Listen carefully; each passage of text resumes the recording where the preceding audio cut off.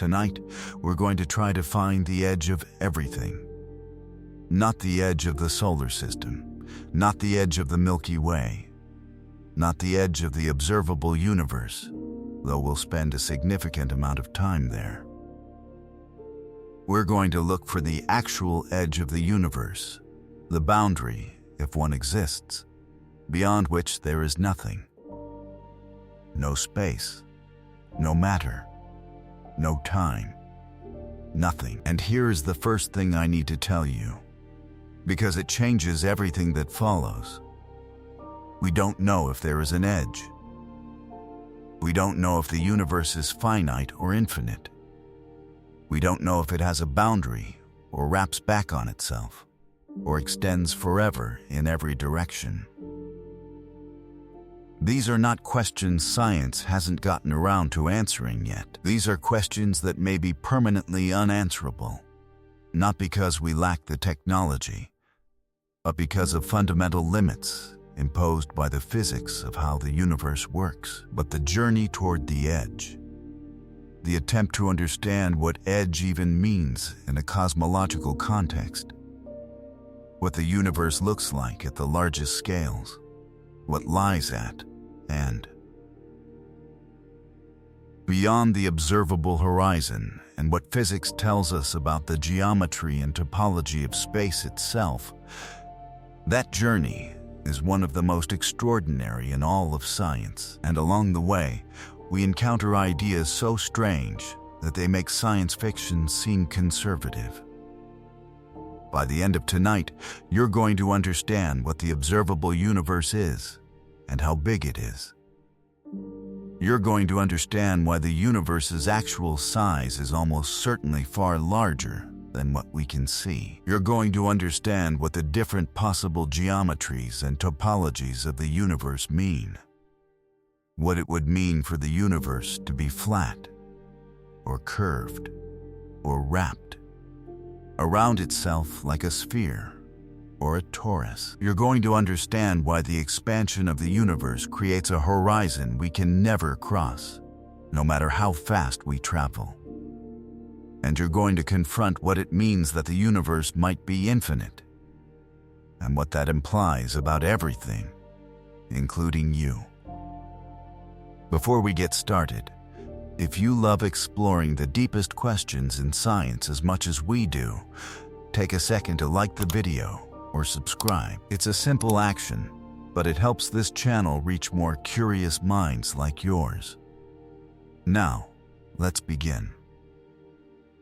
Before we can talk about the edge of the universe, we need to be precise about what we mean by universe. Because the word is used in at least two very different ways, and confusing them leads to enormous confusion about the questions we're trying to answer. The first sense is the observable universe. This is the region of space from which light has had time to reach us since the Big Bang, 13.8 billion years ago. Because light travels at a finite speed, 300,000 kilometers per second, there is a maximum distance from which any signal can have reached us. Anything beyond that distance is, in principle, unobservable. Not hidden behind an obstruction, not blocked by anything, simply beyond the reach of any signal that could have traveled to us in the time the universe has existed. The radius of the observable universe is approximately 46.5 billion light-years in every direction, giving a total diameter of approximately 93 billion light-years. You might wonder, if the universe is only 13.8 billion years old, how can we see things 46.5 billion light-years away? Shouldn't the furthest we can see be 13.8 billion light-years, the distance light could have traveled in 13.8 billion years? The answer is the expansion of the universe.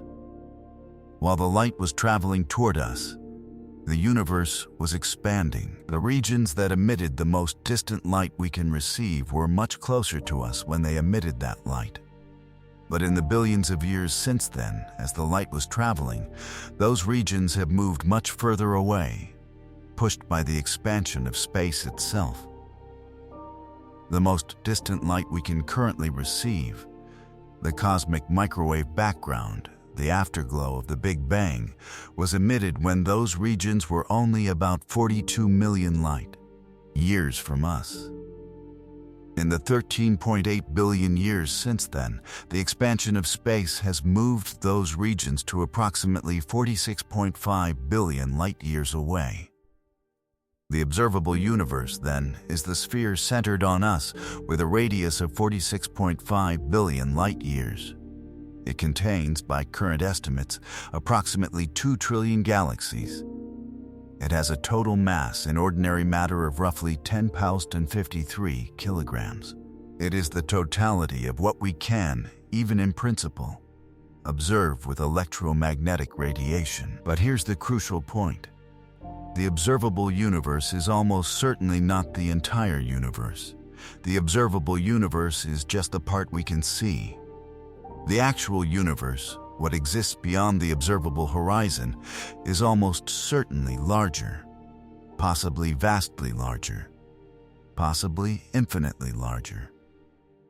This is the second sense of the word universe, the totality of all that exists, whether observable to us or not. This is the universe whose size, geometry, and topology we're trying to determine. And this is the universe that may or may not have an edge. To understand the edge of the observable universe, we need to understand what we're actually looking at when we look as far as possible.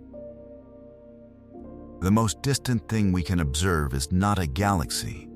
It's not a quasar.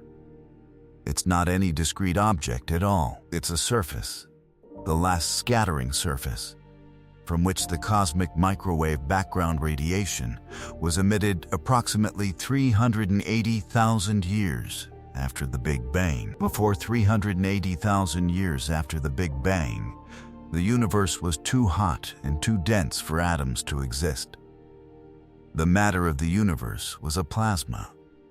Electrons and protons and photons all interacting constantly, with photons being continuously absorbed and re-emitted. In this state, the universe was opaque. Light could not travel freely. If you had existed in the early universe and tried to look in any direction, you would have seen a wall of glowing plasma, just as you cannot see through a flame. At 380,000 years after the Big Bang, the universe had cooled to approximately 3,000 degrees Kelvin, the temperature at which electrons and protons can combine to form stable, neutral hydrogen atoms. This is called recombination. When recombination occurred, the photons that had been bouncing around in the plasma were suddenly free to travel. The universe became transparent. Those photons, released at recombination 380,000 years after the Big Bang, have been traveling ever since. They fill the universe in every direction. They have been redshifted by the expansion of space from their original temperature of 3,000 Kelvin to their current temperature of approximately 2.725 Kelvin, just barely above absolute zero. They appear to us as microwave radiation rather than visible light because of this extreme redshift. This is the cosmic microwave background. The CMB is our cosmic horizon in the sense of electromagnetic observation. We cannot see anything older than the CMB with light, because the universe before recombination was opaque. The CMB is the oldest light in the universe, and it comes from a distance of approximately 46.5 billion light-years. But the CMB is not the edge of the universe. It's the edge of what we can see. The regions that emitted the CMM still exist. They've just been moving away from us for 13.8 billion years, and they're now at that 46.5 billion light-year distance. Beyond those regions, in the universe we cannot observe, more space exists, and more matter, and more galaxies, and more cosmic structure.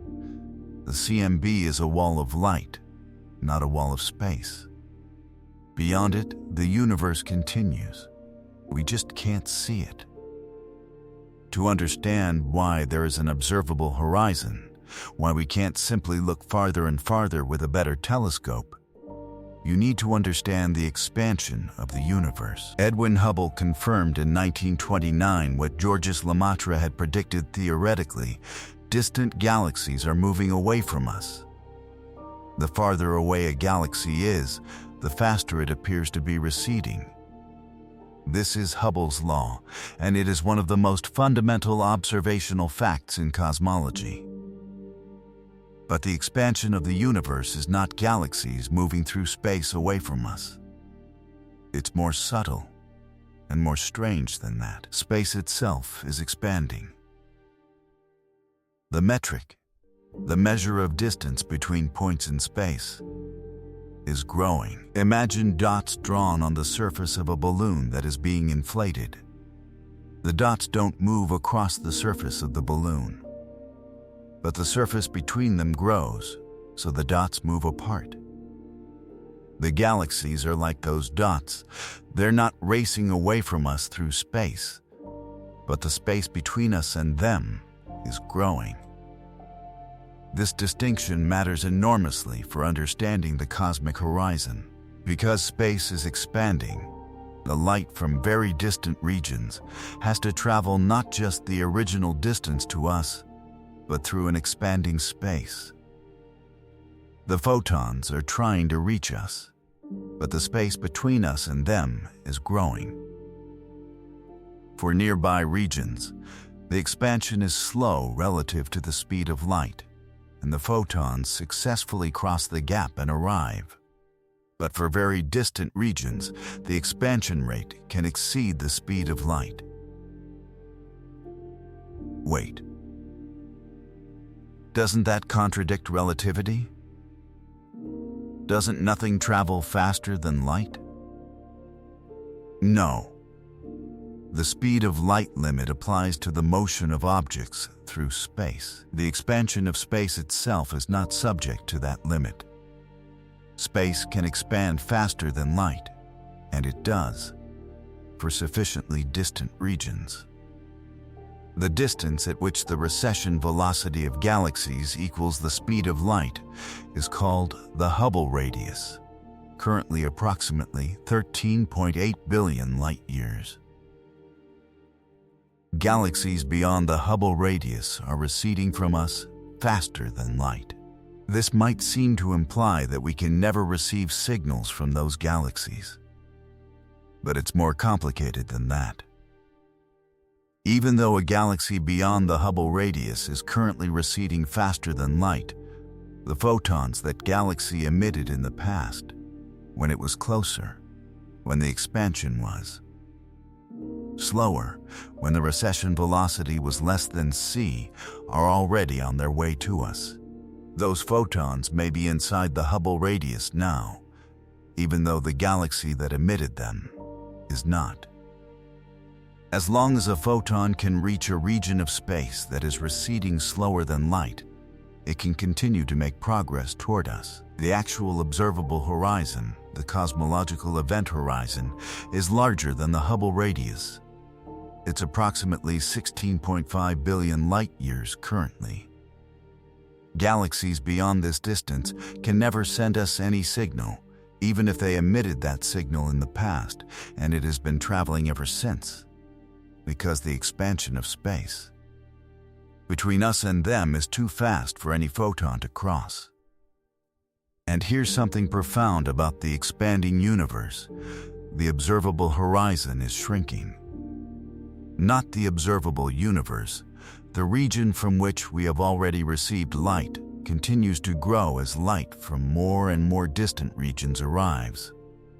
But the region from which we will ever receive future signals is shrinking, because the accelerating expansion of space is progressively cutting off more and more distant regions. The universe is becoming more isolated over time. More and more galaxies are crossing our event horizon, and becoming permanently unreachable, not just unobservable, but physically causally disconnected from us forever. In the very far future, in tens of billions of years, the Milky Way's local group of galaxies will be the only galaxies we can observe. Every other galaxy will have receded beyond our event horizon. The night sky will be essentially dark, lit only by the stars and galaxies of our immediate gravitational neighborhood. The vast cosmic web of filaments and clusters that we can observe today will be invisible to any observer in the future, not because it's been destroyed, but because it's been pushed beyond observation by the accelerating expansion of space. Now we come to one of the central questions in cosmology. What is the geometry of the universe? In everyday life, geometry means flat Euclidean geometry, the geometry of a flat plane where parallel lines never meet, where the interior angles of a triangle add up to 180 degrees, where the ratio of a circle's circumference to its diameter is pi. This is the geometry you learned in school, and it works perfectly well for human scale distances. But general relativity tells us that space can be curved. Mass and energy curve space, this is what gravity is, in Einstein's description. And on cosmological scales, the total density of matter and energy in the universe determines the overall curvature of space. There are three possible global geometries for a homogeneous isotropic universe. The first is flat geometry, technically called Euclidean or zero curvature geometry. In a flat universe, the rules of Euclidean geometry hold on the largest scales. Parallel lines remain parallel. Triangles have interior angles summing to 180 degrees. The universe extends infinitely in all directions, with no edges and no boundaries. The second is positively curved geometry, technically called spherical or closed geometry. In a positively curved universe, space behaves like the surface of a sphere, but in 3 dimensions rather than 2. Parallel lines eventually converge. Triangles have interior angles summing to more than 180 degrees. A straight line eventually returns to its starting point. If the universe has positive curvature, it is finite. It has a finite total volume, but it has no boundary and no edge. Just as the surface of a sphere has no edge, you can travel in any direction on a sphere indefinitely without reaching a boundary. A positively curved universe has no edge. The third is negatively curved geometry, technically called hyperbolic or open geometry. In a negatively curved universe, space behaves like a saddle shape extended to 3 dimensions. Parallel lines diverge. Triangles have interior angles summing to less than 180 degrees. A negatively curved universe is infinite in extent. Which geometry does our universe have? This is one of the most important measurements in cosmology, and the answer comes from the cosmic microwave background. The CMB has tiny temperature fluctuations, variations of about 1 part in 100,000 across the sky. These fluctuations have a characteristic angular size. There is a dominant scale to the patterns, reflecting the size of acoustic oscillations in the primordial plasma at the time of recombination. The angular size of these fluctuations depends on the geometry of the universe. In a flat universe, the fluctuations appear at a particular angular scale. In a positively curved universe, the same physical fluctuations would appear larger on the sky because space bends light inward, like a converging lens. In a negatively curved universe, they would appear smaller because space bends light outward, like a diverging lens. The measurements, particularly from the MAP and Planck satellites, which have mapped the CMB with extraordinary precision, show that the angular scale of the fluctuations is consistent with a flat universe to within approximately 0.4% uncertainty. The universe appears flat, or at least very close to flat. But appears flat is not the same as is flat. Our measurements have finite precision.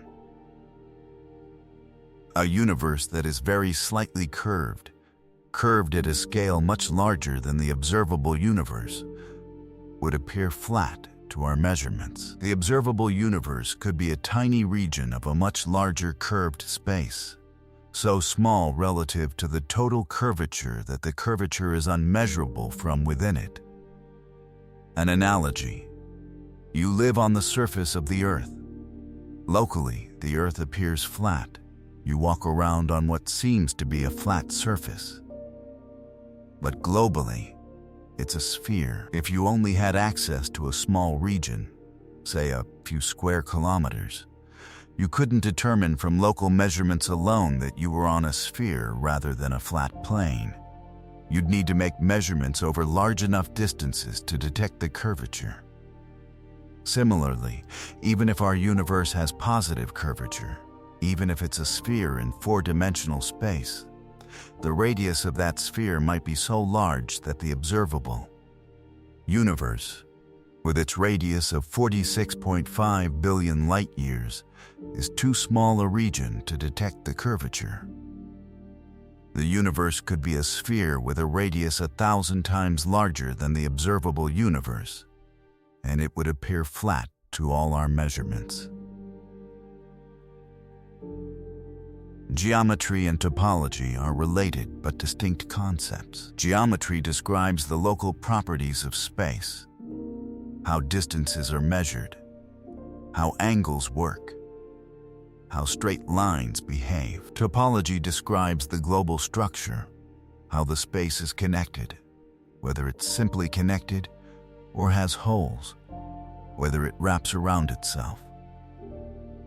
Consider a flat piece of paper. If you curl it into a cylinder and tape the left and right edges together, you get a cylindrical surface. The geometry is still flat. A local resident on the cylinder would measure the same angles and distances as on a flat plane. But the topology is different. A traveler who goes far enough in one direction eventually returns to where they started. The cylinder is finite in one direction and infinite in the other, despite having locally flat geometry. Now take that cylinder and tape the top and bottom edges together.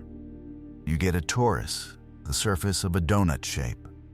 Again, locally flat geometry, but now finite in both directions. A traveler going in any direction eventually returns to their starting point. The torus is finite and has no edge. Despite being everywhere locally flat, the same possibilities exist for the universe. Even if the universe has flat geometry, as our measurements suggest, it might have non-trivial topology. It might be arranged like a three-dimensional torus, or a three-dimensional cylinder, or some other compact topology that makes it finite without introducing any curvature. In a toroidal universe, a traveler going in any direction would eventually return to their starting point without ever reaching a wall or boundary. There would be no edge. The universe would simply wrap around on itself. And because the wraparound is invisible, because there's no physical wall marking the boundary, you'd never notice it from local observations. How would we detect if the universe has compact topology? One method is to look for repeated patterns in the cosmic microwave background. If the universe wraps around itself on a scale smaller than the observable universe, we should see multiple images of the same regions. The CMB pattern should repeat itself in specific ways depending on the topology. Searches for this kind of pattern in the CMB data have been conducted, and so far no convincing signal has been found. This doesn't mean the topology is trivial. It means the wraparound scale, if it exists, is larger than the observable universe, making direct detection impossible with current data. The topology of the universe remains unknown. It could be simply connected and infinite. It could be compact and finite, but with no edge. It could be any of a large number of possible topological configurations allowed by the geometry. What the measurements rule out is a compact topology with a wraparound scale smaller than the observable universe. Beyond that, the universe's global topology is an open question. To understand why the universe might be vastly larger than what we can observe, and why it might appear flat even if it's curved, we need to understand inflation, one of the most important ideas in modern cosmology. In the very early universe, in the first tiny fraction of a second after the Big Bang, something extraordinary happened. The universe underwent a period of exponential expansion, growing by a factor of at least 10^26, and possibly far more, in an interval of roughly 10^32 seconds. This is inflation. The idea was proposed in 1980 by physicist Alan Guth to solve several puzzling features of the standard Big Bang model. Without inflation, the standard model had difficulty explaining three things. First, the horizon problem. The CMB is extraordinarily uniform. Its temperature is the same to 1 part in 100,000 in every direction. But regions on opposite sides of the CMB were, in the standard model, never in causal contact. They were always beyond each other's horizon. How did they come to be at the same temperature if they could never have exchanged energy or information? Inflation solves this by saying that all the regions we observe were once in causal contact. Before inflation expanded them to cosmic scales, they were all within a tiny, causally connected region that reached thermal equilibrium. Second, the flatness problem. The universe today appears flat to high precision. But in the standard model without inflation, a flat universe is an extraordinarily unlikely initial condition. A universe that starts even slightly curved quickly becomes more curved as it evolves. For the universe to be as flat as it appears today requires the initial curvature to have been fine-tuned to an extraordinary precision, roughly 1 part in 1060. Inflation solves this by stretching any initial curvature to unmeasurably small values. Just as inflating a balloon makes its surface appear flatter, inflation stretches the universe until any initial curvature is negligible. Third, the monopole problem. Certain theories of particle physics predict the production of magnetic monopolies, particles with a single magnetic pole, in the very early universe. But we don't observe any magnetic monopolies. Inflation dilutes the monopole density to essentially zero by stretching the universe so much that the monopolies are spread to negligible density. Inflation provides elegant solutions to all three problems. And it makes predictions that have been confirmed. Particularly the spectrum of fluctuations in the CMB, which inflation predicts should have a nearly scale invariant spectrum, meaning fluctuations of roughly equal amplitude at all scales. This prediction is confirmed by observation, but here is what inflation implies for the size of the universe. If the universe inflated by a factor of at least 10^26, then the total size of the universe is at least 10^26 times larger than the region that could have been in causal contact before inflation. That pre-inflation region, stretched to its current size, gives us the observable universe.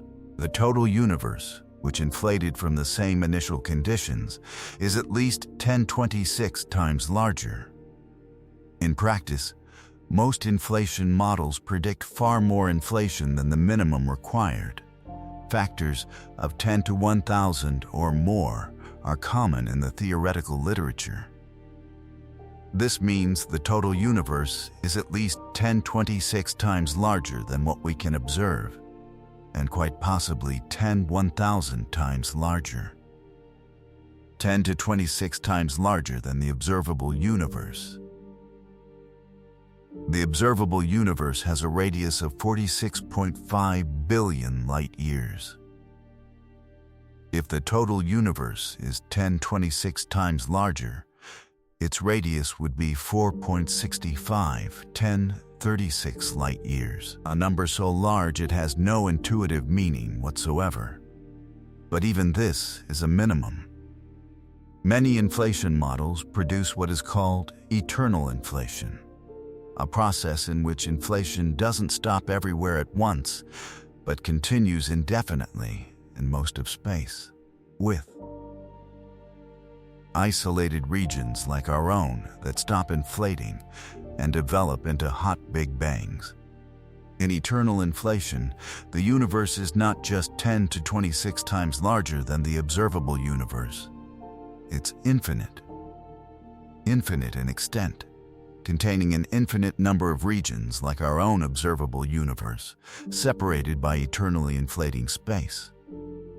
If eternal inflation is correct, and there is no observational evidence either confirming or ruling it out, then the universe has no edge. Not because it's curved and closed, not because it has compact topology, but simply because it's infinite. It goes on forever. Eternal inflation leads directly to one of the most controversial ideas in modern physics: the multiverse. If inflation is eternal, if it continues indefinitely in most of space while isolated bubble universes nucleate and evolve, then those bubble universes are themselves enormous. Each one undergoes its own Big Bang, its own expansion, its own formation of matter and galaxies and stars and planets. Each one has its own physical constants: the strength of gravity, the mass of the electron, the fine structure constant, all the numbers that appear in the equations of physics, determined by the specific way inflation ended in that bubble. These bubble universes are causally disconnected from each other. The eternally inflating space between them expands faster than any signal can cross. We can never communicate with another bubble universe. We can never observe one. They are forever beyond our horizon, not just our observable horizon, but our causal horizon. But they are real. If the physics of inflation is correct, the multiverse of eternal inflation is not a philosophical speculation. It's a direct mathematical consequence of a physical theory, inflation, that makes predictions confirmed by observation. The multiverse raises profound questions. If there are infinitely many bubble universes, and if the physical constants vary between them, as most inflation models predict, then there will be infinitely many universes with physical constants like ours, and infinitely many with different constants. Some of those universes will have stars and galaxies and planets and life. Others will have no stable atoms, no chemistry, no structure. Most will be barren. We observe the constants of physics we observe because we exist in a universe where those constants permit our existence. This is the anthropic principle, a potentially troubling idea, because it seems to explain the values of the physical constants, not by any deep theoretical reason, but simply by the fact that we're here to observe them among all the bubble universes. we necessarily find ourselves in one compatible with our existence. The others don't have observers to notice their constants. Whether the anthropic principle is a legitimate scientific explanation or a dangerous philosophical detour is one of the most heated debates in contemporary theoretical physics. Some physicists embrace it as the only coherent way to explain the observed values of physical constants. Others find it deeply unsatisfying, a statement that amounts to things are the way they are, because otherwise we wouldn't be here to notice and search for deeper theoretical explanations. But the multiverse itself, as a physical reality rather than a philosophical construct, follows from inflation. And inflation has observational support. The connection is not airtight, and many physicists are uncomfortable with a theory that predicts an unobservable infinity of universes. But it cannot be dismissed as mere speculation. If the multiverse is real, then our universe, and the edge of our universe, whatever that means, is one of an effectively infinite number of such universes. The edge of our universe is not the edge of everything. It's just the edge of our bubble. Beyond it, eternal inflation continues, and other bubbles exist. Let's now think about what would actually happen if you tried to reach the edge, whatever and wherever it is. Scenario 1. You travel toward the cosmological event horizon, the boundary of our observable universe. You accelerate to near the speed of light and head toward the most distant observable regions. What do you find? First, as you travel, the cosmic microwave background would be Doppler shifted. In the direction you're heading, it would appear blue shifted, slightly warmer. Behind you, it would appear red shifted, colder. The effect would be small at low velocities but dramatic as you approach the speed of light. Second, you would pass through regions of the universe that we, back on Earth, have never been able to observe directly. Regions whose light is still on its way to Earth and hasn't arrived yet. You would see those regions for the first time, and they would look like the early universe, because you're seeing them as they were when the light left them, billions of years ago. Third, after enormous periods of time, billions or trillions of years of travel, you would find yourself surrounded by a universe that looks increasingly different from the universe we know. The local galaxies, which you started your journey near, would be long gone, burned out, merged, or receded beyond observation. You would be surrounded by the dim remnants of whatever galaxies and stellar remnants happen to be in your new cosmic neighborhood. You would never find a wall. You would never find a place where space ends. You would just find more universe, farther galaxies, deeper cosmic structure, as far in front of you as there is behind you. If the universe is infinite, you would travel forever and never reach a boundary. If the universe has compact topology, if it wraps around itself, you might, after an enormous journey, begin to see familiar patterns. The CMB pattern might look oddly similar to what you remember. The large-scale distribution of galaxies might repeat. Eventually, after a journey of perhaps trillions of light years, you might find yourself back in the vicinity of the Milky Way. Not because you turned around, because the universe is finite and wrapped around itself, and you've gone all the way around. But here is the crucial constraint. You cannot actually make this journey. The accelerating expansion of space means that the observable universe is shrinking relative to you.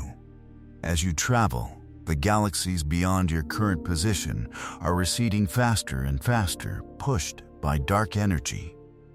Even at the speed of light, you cannot catch up with the most distant regions. They are moving away faster than you can move toward them. The cosmic event horizon, the boundary of what you can ever reach, is not the observable horizon. It's much closer, approximately 16.5 billion light years. Beyond the event horizon, the expansion of space is faster than the speed of light. No signal, no matter what speed it travels through space, can reach us from beyond the event horizon. And we cannot reach beyond it either. The accelerating expansion of the universe creates a permanent, absolute barrier, not a wall, but a velocity of recession that cannot be overcome. The universe is becoming more isolated over cosmic time, not less. The edge we can never reach is not fixed in space. It's defined by the speed of the expansion, and the expansion is accelerating. Even though we can never observe it or reach it, we can reason about what probably exists beyond our cosmological horizon. If the laws of physics are the same everywhere, and we have no reason to think they're not, then the universe beyond our horizon should be governed by the same physical principles as the universe we can observe: gravity, electromagnetism, quantum mechanics, the strong and weak nuclear forces, all the same. If the universe has a roughly uniform distribution of matter on very large scales, as the cosmological principle holds, and as the CMB confirms for the observable universe, then the universe beyond our horizon should also be full of matter. Full of dark matter and dark energy, full of hydrogen and helium in roughly the same proportions as our observable universe. Full of galaxies and stars and planets and all the complexity that matter gives rise to when governed by these laws over billions of years. If the universe is infinite, then it contains an infinite number of regions the size of our observable universe.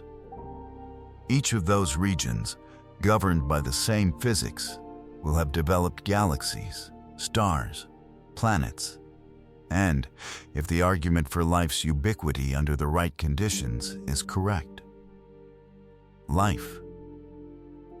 An infinite universe contains infinite complexity. An infinite universe contains infinite numbers of every configuration of matter that is physically possible. This leads to one of the most vertiginous implications in all of cosmology, one that the physicist Max Tegmark has made quantitative. In an infinite universe with the same physical laws and the same statistical distribution of matter everywhere, every configuration of matter that can exist will exist an infinite number of times, including you. Not a being similar to you, not a being that makes similar choices. You, an exact copy, atom for atom, electron by electron, of your current state, with the same memories, the same thoughts, the same sense of self. This is not philosophy. It is mathematics. In an infinite universe with finite volume regions that each have a finite number of possible quantum states, every possible configuration of matter must repeat. The distance to the nearest exact copy of you in an infinite flat universe with the parameters we measure has been calculated by Tegmark to be approximately 10^10^29 meters. A number so vast that it has no analogy, no intuitive meaning. But if the universe is infinite, that distance is not infinite. That copy exists. An infinite number of copies exist. Every version of you, with every possible variation of choices, experiences, and histories, exists an infinite number of times in an infinite universe. This is the most unsettling implication of infinite universes. Not that we're alone, not that the universe is too large to cross, but that the very concept of a unique individual, of a unique you, breaks down in the face of infinity. If you repeat infinitely, in what sense are you unique? In what sense do your choices matter, if every possible choice is made by some copy of you somewhere? These questions have no comfortable answers. They sit at the boundary between physics and philosophy, and they force us to confront what we mean by identity, by selfhood, by the significance of individual existence. Let's now lay out clearly the different possibilities for what the universe is, globally, and what each implies about the existence and nature of an edge. Possibility 1. The universe is infinite and flat. This is the simplest interpretation of current measurements. The geometry is Euclidean. Space extends forever in all directions. There is no edge, no boundary, no wraparound. The universe just goes on, forever, with matter and structure distributed throughout. This universe has no edge in any conventional sense. Possibility 2, the universe is infinite and negatively curved. Hyperbolic geometry extending without limit in all directions. Again, no edge. The universe extends forever, but distances grow faster than in flat space.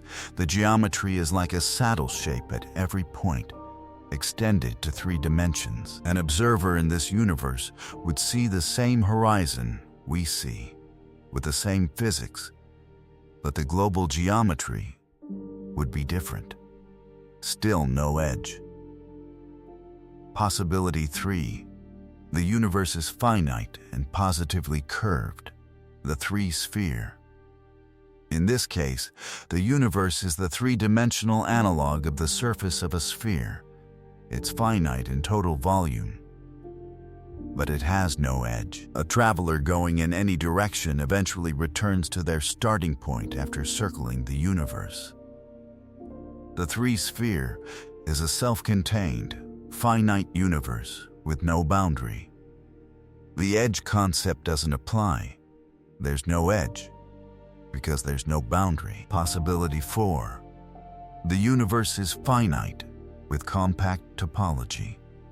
This could be combined with flat or negatively curved geometry. A flat 3 torus, for example, is finite and has no edge, but it wraps around itself in all 3 directions. A traveler going in any direction eventually returns to their starting point. Multiple images of the same objects appear in different directions. The universe is finite and topologically closed, but has no edge. Possibility 5. The universe is a bubble in an eternally inflating space. Our universe occupies a finite region of eternally inflating space. The boundary of our bubble is where the hot Big Bang conditions end and eternally inflating space begins. But this boundary is not an edge in any reachable sense. It's moving away from us faster than light, pushed by the expansion of the eternally inflating regions. And beyond it, the multiverse extends indefinitely. In none of these possibilities is there a physical wall, a place where space ends and nothingness begins. In the finite cases, the universe wraps around itself, so there's no boundary. In the infinite cases, the universe simply extends forever. In the multiverse case, the boundary is causally inaccessible. The concept of an edge that you can reach, a wall that you can press your hand against and say, here is where the universe ends, that concept does not appear to exist in the physics of any of these possibilities.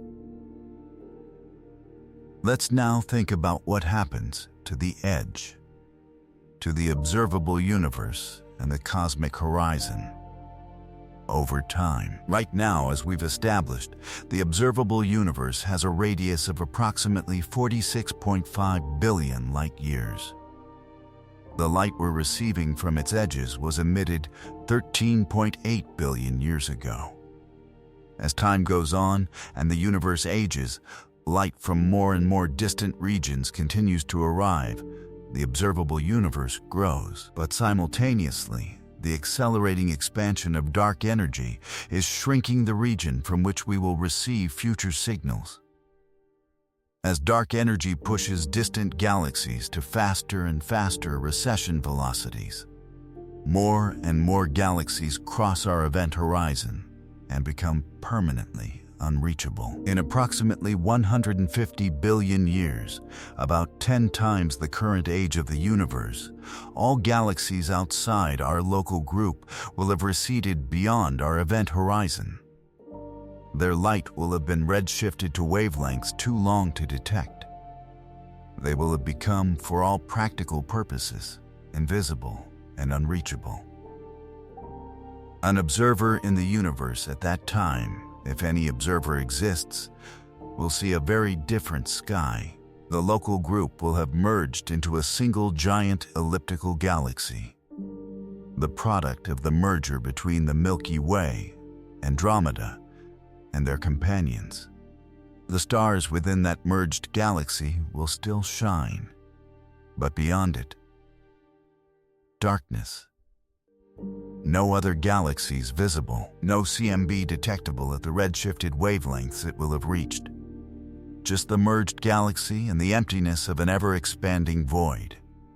That future observer, if they exist, will have no way to know that the universe once contained 2 trillion other galaxies. They will have no way to measure the expansion of the universe, because the only thing they can see is the local merged galaxy, and its internal dynamics don't reveal the cosmic expansion. They might conclude that the universe consists of a single galaxy in an infinite dark void. They will be profoundly, permanently wrong, but they will have no way to know it. This is one of the most humbling implications of dark energy and the accelerating expansion. The universe is not becoming more knowable over time. It is becoming less knowable. The information available to future observers, the light from distant galaxies, the evidence of cosmic structure, the measurement of the expansion, is being progressively erased by the expansion itself. We live at a privileged moment in cosmic history, a moment when the universe is still young enough to be observable in its full complexity. A moment when we can see 2 trillion galaxies and measure the CMB and determine the geometry and composition of the universe. Future observers will not have this opportunity. They will live in a cosmically impoverished observational environment, unable to deduce the full story of the universe from what they can see. In this sense, we are fortunate. We can look out and see almost everything there is to see. We can piece together the story of the universe from the Big Bang to the present. We can estimate the size of the universe, its geometry, its composition, its age, its future. Future observers cannot. The edge of observability, the horizon, is the boundary of knowledge, and that boundary is shrinking. We've established that the universe probably extends well beyond what we can observe. We've established that the expansion of space prevents us from ever reaching or receiving signals from most of it. We've established that the total universe might be vastly larger than the observable universe, possibly infinite. But what actually lies beyond our horizon? The honest answer is, We don't know. We cannot know through observation. By definition, everything beyond the cosmological horizon is permanently, fundamentally inaccessible to us. No signal from beyond it can reach us. No probe we send can survive long enough to cross it and return information. The beyond is beyond. What we can say is that if the cosmological principle holds, if the universe is homogeneous and isotropic on large scales, as our observations of the observable universe suggest, then the physics beyond our horizon is the same as the physics within it. The same constants, the same equations, the same kinds of matter and energy. Beyond our horizon are more galaxies, more dark matter, more dark energy, more cosmic structure, more of the same universe, stretched out to distances we can never probe. If eternal inflation is correct, there is more variety beyond. Other bubble universes with other physical constants, other histories, other possible outcomes. An effective multiverse of possibilities, each realized in some region of the eternally inflating superspace. If the universe has compact topology, if it wraps around itself, then beyond our horizon is not more universe, but the same universe, seen from the other side. Our observable sphere would overlap with itself. We would be looking at our own galaxy from a different direction. But the light would be so old and so redshifted that we couldn't recognize it. Each of these possibilities is physically consistent with what we observe. Each is mathematically well-defined. None of them is directly testable from within our observable universe. The beyond is genuinely beyond. Not beyond in the sense of very far away, beyond in the sense of permanently outside the bounds of any possible observation. This is a hard limit, not of technology, not of resources, not of time, but of the fundamental physics of an expanding universe with a finite age. This is the most honest answer to the question, what happens if you reach the edge? You can't reach it, not because it's too far, but because it's moving away faster than you can ever move, accelerated by the dark energy that fills all of space. The edge is not a destination. It's a horizon, always receding, always defined by what you can see from where you are, never reachable. Because reaching it would just reveal another horizon beyond. If the universe is infinite, as the simplest interpretation of our measurements suggests, then we need to grapple seriously with what infinite means, not as an abstraction, but as a physical reality. Infinity is not a very large number. It is not the largest number. It is not a number at all, in the conventional sense. Infinity is a property, the property of not being bounded, of having no maximum, of going on without end. In mathematics, there are different sizes of infinity. The countable infinity of the natural numbers, 1, 2, 3, 4, is the smallest infinity, denoted by the Hebrew letter Aleph null. The uncountable infinity of the real numbers, all the numbers between 0 and 1, including all the irrational and transcendental numbers, is a larger infinity, denoted Aleph 1, or the cardinality of the continuo. There are infinitely many different sizes of infinity, each larger than the previous one.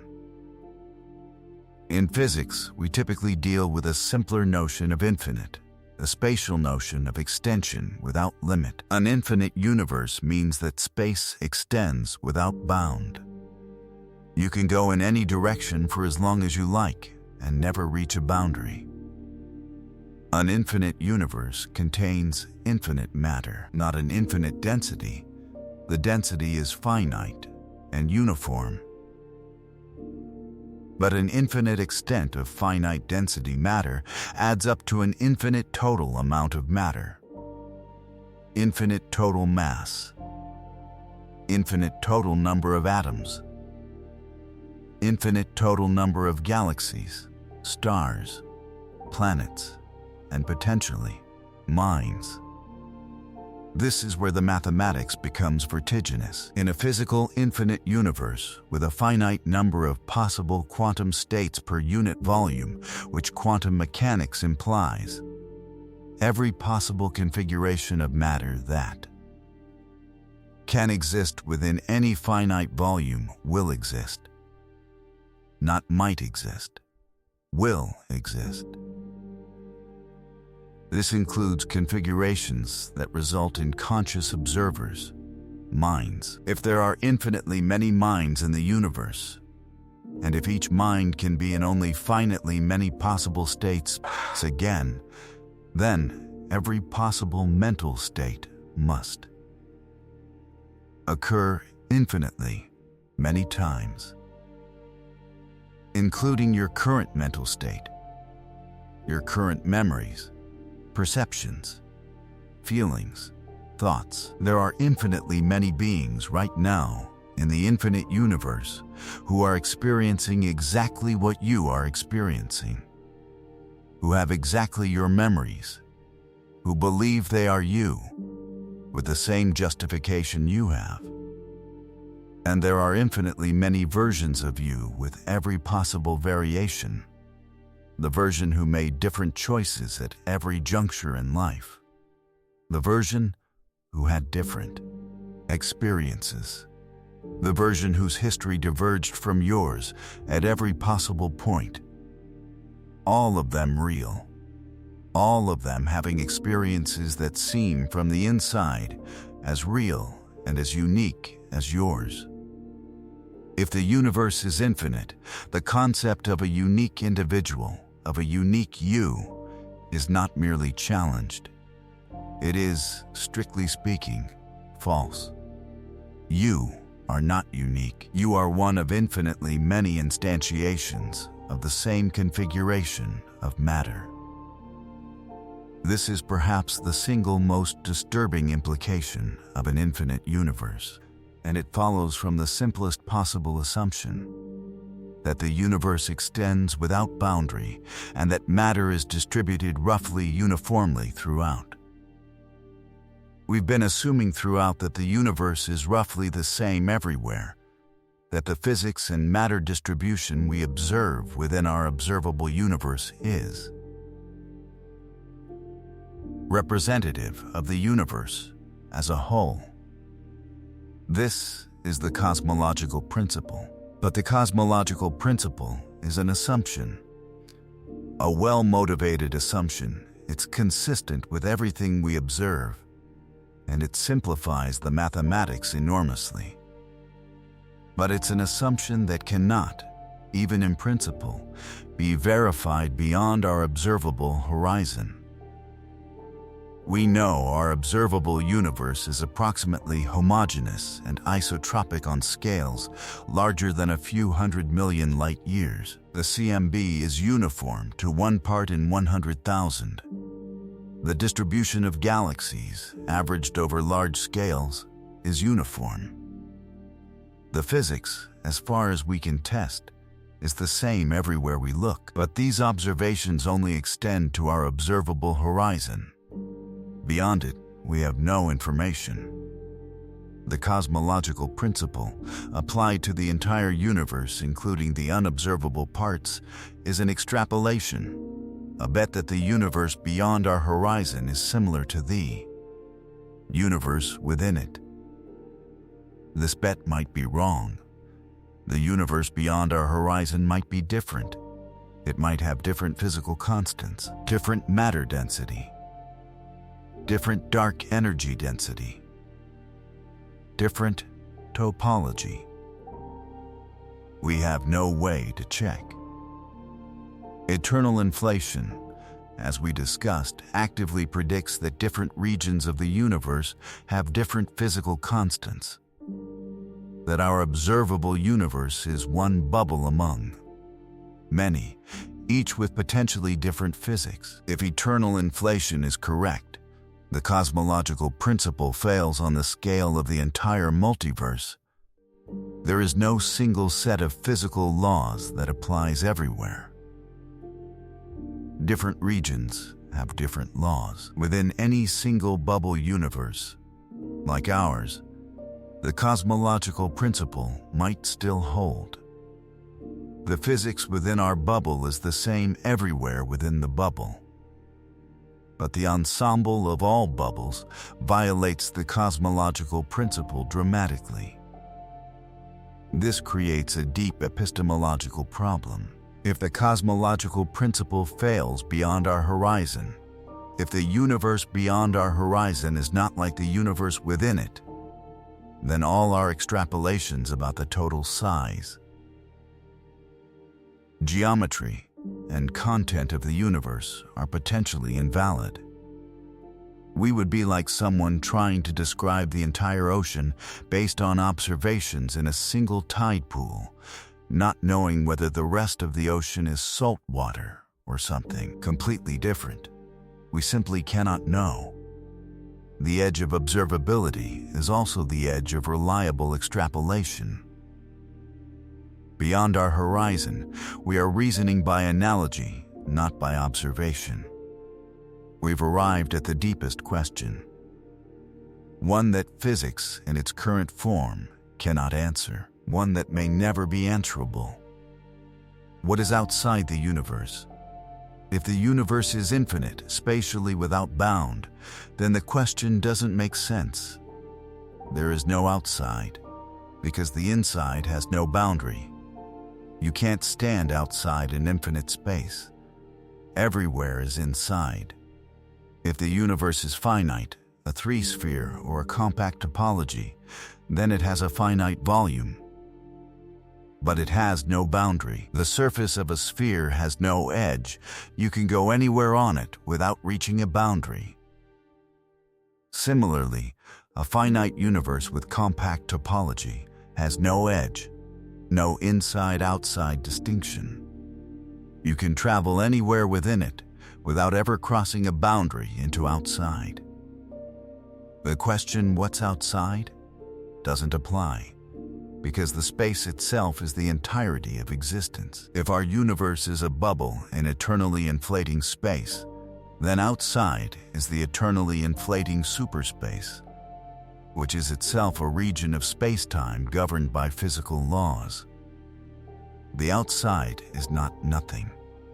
It's more universe, just a different kind of universe, one in which inflation continues and Big Bang regions haven't nucleated. In all these cases, there is no outside in the sense of a void that contains the universe as an object. The universe is not an object inside something else. It is the everything within which objects exist. But here's where the deepest puzzle lies. The universe had a beginning. Approximately 13.8 billion years ago, the Big Bang occurred, the hot, dense, rapidly expanding state from which the universe we know developed. Before the Big Bang, or rather at the Big Bang, since before may not make sense, what was there? General relativity, extrapolated to the moment of the Big Bang, predicts a singularity, a point of infinite density, infinite temperature, infinite curvature, where the equations break down. The singularity is not a physical prediction, but a symptom of the failure of general relativity at extreme conditions. What actually happened at or before the Planck time, the first 1043 seconds of the universe, requires a theory of quantum gravity that we do not yet have. Was the Big Bang the beginning of time itself? Or was it a transition, a phase change from some prior state, so that time existed before the Big Bang, but in a different form or under different laws? The Hartle-Hawking no-boundary proposal suggests that time itself emerged from the Big Bang, that asking what came before is like asking what's south of the South Pole. There is no south of the South Pole, not because there's a wall there, but because south is defined by reference to the South Pole and loses meaning beyond it. Similarly, in the Hartle-Hawking picture, time loses meaning before the Big Bang. Other models, cyclic cosmologies, eternal inflation with pre-Big Bang phases, loop quantum cosmology, suggest that the Big Bang was a transition from a prior state, rather than an absolute beginning. In these models, the universe has a history before the Big Bang, but it is causally disconnected from our current universe, inaccessible to observation. What lies outside the universe in space, and what existed before the universe in time, are questions at the absolute frontier of physics, and possibly beyond it. They are questions that the current framework of physics cannot answer, that may require a revolution in our understanding of space, time, matter, and existence itself. We don't know. And it's possible, not certain, but possible, that the structure of these questions places their answers permanently beyond the reach of any rational inquiry. Let's take stock, after everything we've discussed tonight. The observable universe, the cosmological horizon, the geometry and topology of space, the implications of inflation and eternal inflation, the meaning of infinity, the edge that isn't an edge. What do we actually know? We know the observable universe has a radius of approximately 46.5 billion light-years and contains approximately 2 trillion galaxies. We know the observable universe appears flat to within our measurement precision, consistent with either a truly flat infinite universe or a very slightly curved universe whose total size is much larger than the observable portion.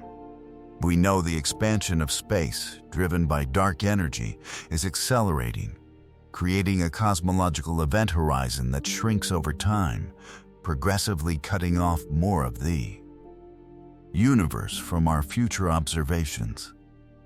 We know that inflation, the theoretical framework that explains the flatness, homogeneity, and structure of the universe, predicts a total universe vastly larger than the observable part, possibly infinite. We know that an infinite universe with uniform physics implies infinite copies of every physical configuration, including you. We know that the universe's global topology is unknown. It could be simply connected, compact, wrapped around itself, or any of several other possibilities. We do not know the total size of the universe. We do not know its topology. We do not know if it is finite or infinite. We do not know what lies beyond our cosmic horizon. We do not know if there are other bubble universes with different physics. We do not know what, if anything, preceded the Big Bang. We do not know if the cosmological principle holds beyond the observable universe. These are not small unknowns. They are foundational unknowns, questions about the most basic structure of the reality we inhabit, and many of them may be permanently unresolvable, not for lack of clever experiments, but because the answers lie outside the boundary of what any observation can reveal. This is both humbling and exhilarating. Humbling because it means that we inhabit what might be a tiny bubble of observability and an incomprehensibly vaster reality, a reality that is, by definition, forever beyond our knowledge. Exhilarating because the questions themselves, what is the geometry of space, what lies beyond our horizon, is the universe infinite, what does it mean for it to be infinite, are among the most profound questions that any mind has ever asked. And the fact that we can ask them precisely, can formulate them in mathematical terms, can identify what kinds of observations would constrain the answers and what kinds cannot. That precision itself is an extraordinary achievement. We are, as far as we know, the universe's only mechanism for asking about itself. These questions, about the edge of the universe, about what lies beyond, about the nature and extent of existence itself, are questions the universe is asking through us. The edge is the horizon. The horizon is always receding. And the pursuit of the horizon, even knowing we will never reach it, is the definition of science. We've referred repeatedly to dark energy as the force driving the accelerating expansion. But we haven't fully reckoned with how strange dark energy is and how central it is to understanding the future behavior of the cosmic horizon. Dark energy is not empty space, or rather, it behaves as if empty space itself has energy. A constant energy density that permeates all of space uniformly, regardless of how much space there is. As the universe expands and space increases in volume, the total amount of dark energy increases proportionally. Unlike matter, which gets diluted as the universe expands, dark energy maintains a constant density. This constant density with increasing volume means that dark energy becomes progressively more dominant over time. In the early universe, matter and radiation dominated. The universe was dense enough that gravity was decelerating the expansion. Then, about 5 to 6 billion years ago, the density of matter had fallen enough, through the expansion diluting it, that dark energy's constant density became comparable to matter's density. The expansion stopped decelerating and began accelerating. Today, dark energy comprises approximately 68% of the total energy budget of the universe. Matter, both dark matter and ordinary matter, comprises about 32%.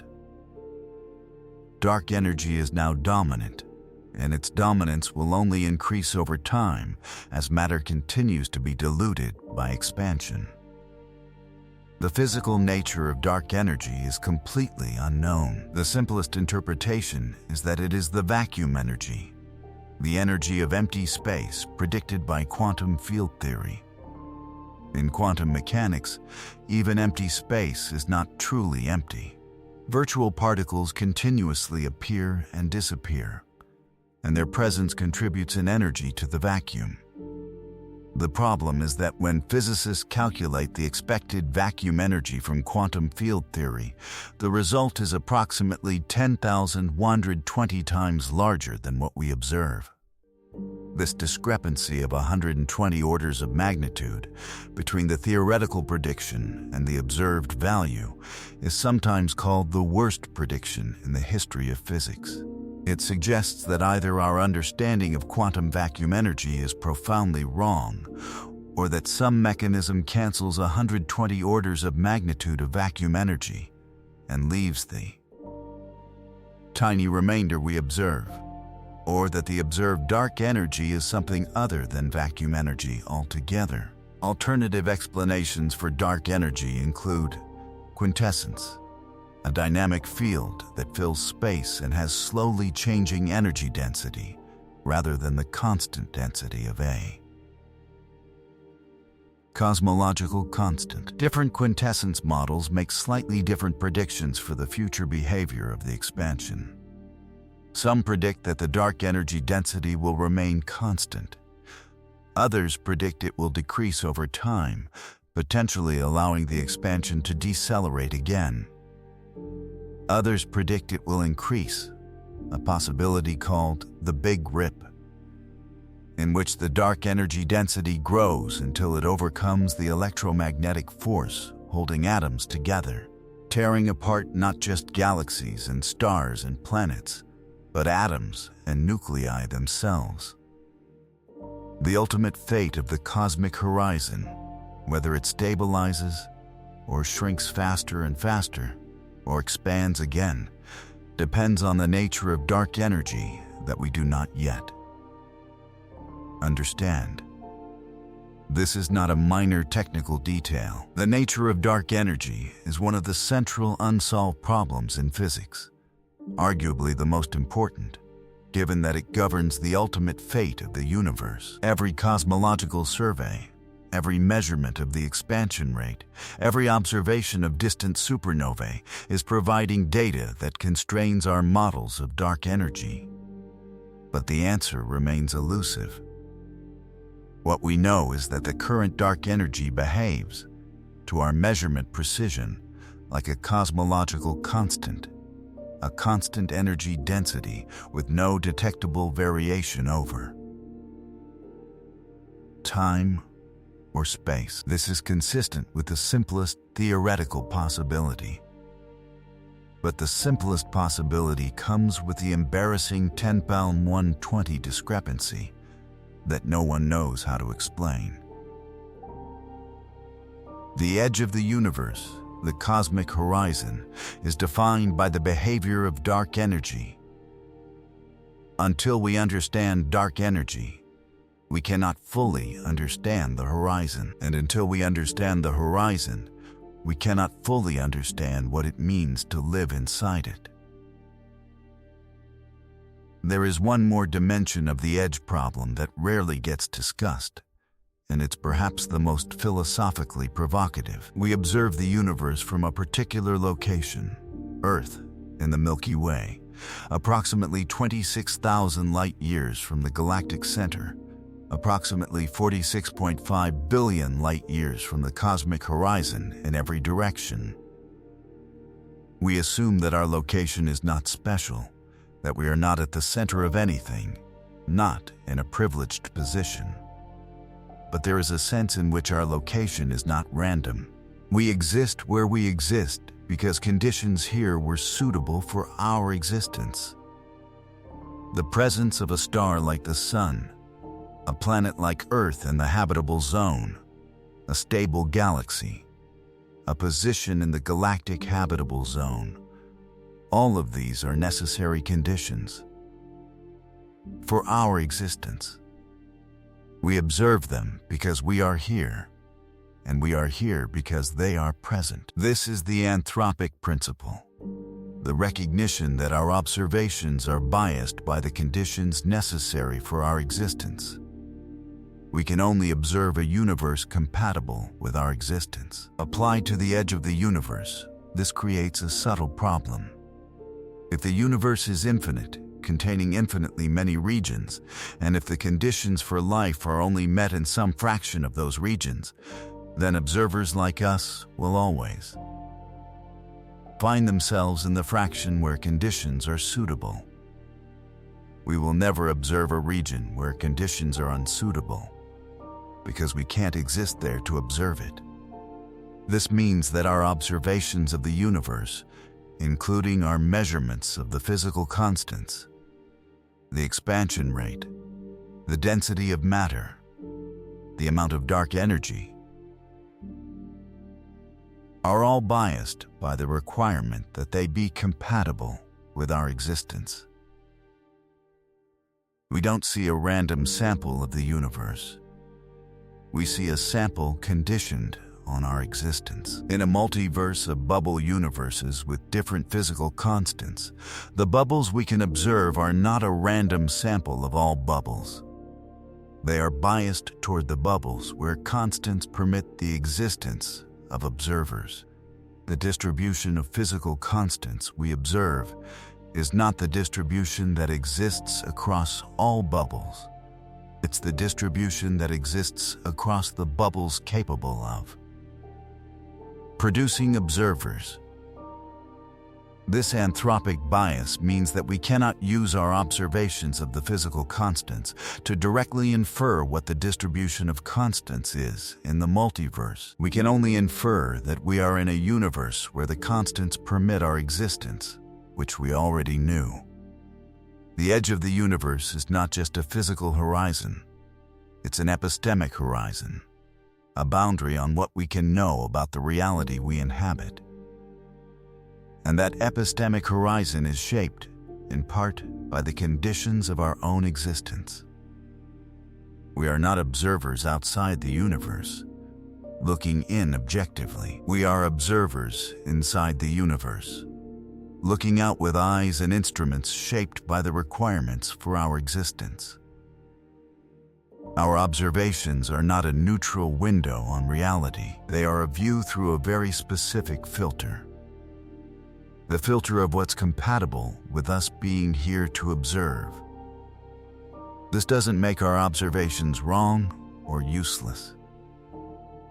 But it means that the most fundamental questions, what is the universe really like in its full extent and variety, may be permanently beyond the reach of observers like us, not just because of the physical horizon, but because of who we are and where we are in the landscape of possible realities. One of the most striking ways to think about the edge of the observable universe is as the boundary of accessible information. Information, in physics, is physical. It is encoded in the arrangement of matter and energy, in the specific configuration of particles and fields at every point in space. The total information contained in the observable universe is finite. It's bounded by the Bekenstein bound, a fundamental limit on how much information can be stored in a region of space, determined by the area of the region's boundary and the energy contained within it.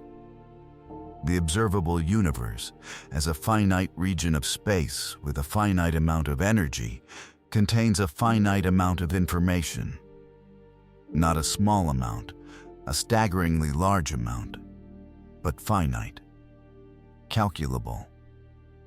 The cosmic horizon is, in this information theoretic view, the boundary of the accessible information budget. Everything within the horizon is part of the universe's accessible information.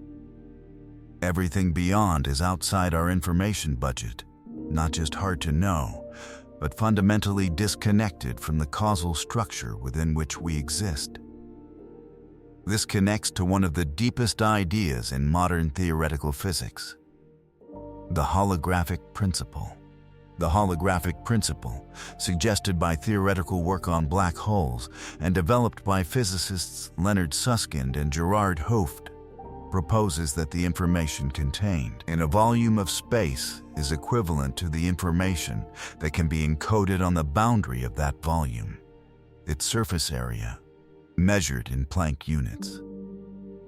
Applied to the observable universe, the holographic principle suggests that all the information within the observable universe, all the matter, all the fields, all the physics, is equivalent to information encoded on the cosmic horizon itself.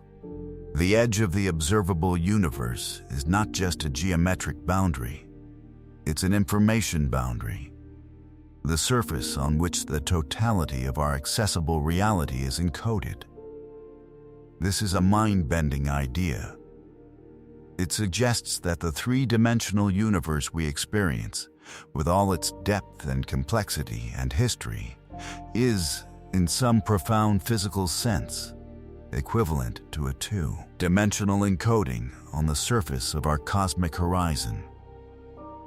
The interior of the observable universe and the surface of its boundary contain exactly the same information, just in different forms. If this is correct, and the holographic principle is not yet a fully established result, but it has strong support from multiple directions in theoretical physics, then the edge of the universe is not just a limit on observation. It's a fundamental feature of the physical structure of reality. The boundary is not separate from the interior. The boundary is the interior. In another representation, what this means for the question, what happens if you reach the edge, takes on a new character in the holographic picture. You would not be approaching a wall. you would be approaching the surface on which your own existence is encoded. The edge and the interior are the same thing, differently described. This is the universe at its deepest explored level, not a container with an edge, but a self-referential structure in which the boundary and the bulk are equivalent. Descriptions of the same reality. That is perhaps the strangest thing we have discovered in our journey to the edge. That the edge in the holographic picture is not separate from us. It is us, a different representation of the same information that constitutes our experience of a three-dimensional world. The edge of the universe, in the end, may not be out there at all. It may be everywhere at once. Tonight, we tried to find the edge of the universe. And what we found is that the edge is not a place. It's a relationship. A relationship between where you are and how far light can travel in the time the universe has existed. Wherever you go in the universe, if you could go anywhere, you would carry your horizon with you. The observable universe is always a sphere of radius 46.5 billion light-years centered on the observer. No matter where you are, no matter how far you travel, the horizon follows you. This means the horizon is not a feature of the universe. It's a feature of your position in the universe. Every observer has their own observable universe. An observer on the far side of the Milky Way has a slightly different observable universe than you do. The spheres overlap almost completely, but not perfectly. An observer in a galaxy a billion light-years from here has a very different observable universe. It overlaps with ours, but it also includes regions we can never see. And it excludes some regions we can. The edge of the universe, if it exists, is not a single line in space. It's a different line for every observer. It is the edge of what each observer can know, the boundary of their available information, imposed by the finite speed of light and the finite age of the universe. There is something deeply appropriate about that. Knowledge has horizons. Every mind has things it can know and things it cannot know, not because of ignorance or lack of effort, but because of fundamental limits imposed by the structure of the world. The cosmological horizon is the physical version of those limits, the place where the boundary of information meets the boundary of observation. We live inside our horizon, surrounded by 2 trillion galaxies, built from stardust, asking questions about the edge of everything. We will never reach that edge. We will never see beyond our horizon. But we can understand it. We can calculate its distance. We can reason about what probably lies beyond it. We can grapple with the implications of infinite space and infinite copies and eternally inflating bubbles. We can know that we cannot know, and that's not nothing. Go outside tonight. Look up at the sky. Every star you see is within a few thousand light-years, a tiny fraction of our observable universe. Every galaxy visible to the naked eye is within a few million light-years, still a tiny fraction. The full 46.5 billion light-years of our observable universe is invisible to the naked eye, accessible only through telescopes, mathematics, and the kind of sustained attention that science requires. But it's there. All of it. The 2 trillion galaxies, the cosmic web of filaments and voids, the CM glowing at the edge of the observable universe, the dark energy pushing everything apart. The unseen universe beyond the horizon, extending, we believe, to distances that have no intuitive meaning and possibly to infinity itself. All of it is real. All of it is there, and all of it, including the parts we can never see, is part of the one universe that contains everything, including you. The edge is always further. The horizon is always beyond. The universe is always larger than we thought. That has been true every time we have extended our vision, from the village to the continent, from the continent to the planet, from the planet to the solar system, from the solar system to the galaxy, from the galaxy to the observable universe. Every expansion of our view has revealed a larger reality than the previous view showed. The pattern suggests that the next expansion, whatever it is, will do the same. Sleep well tonight. At the center of your own observable universe, surrounded by everything you can know, bounded by the horizon of what you cannot, on a pale blue dot in the middle of the largest thing you can conceive. The edge is out there. We will never reach it. And the pursuit of it is what makes us human.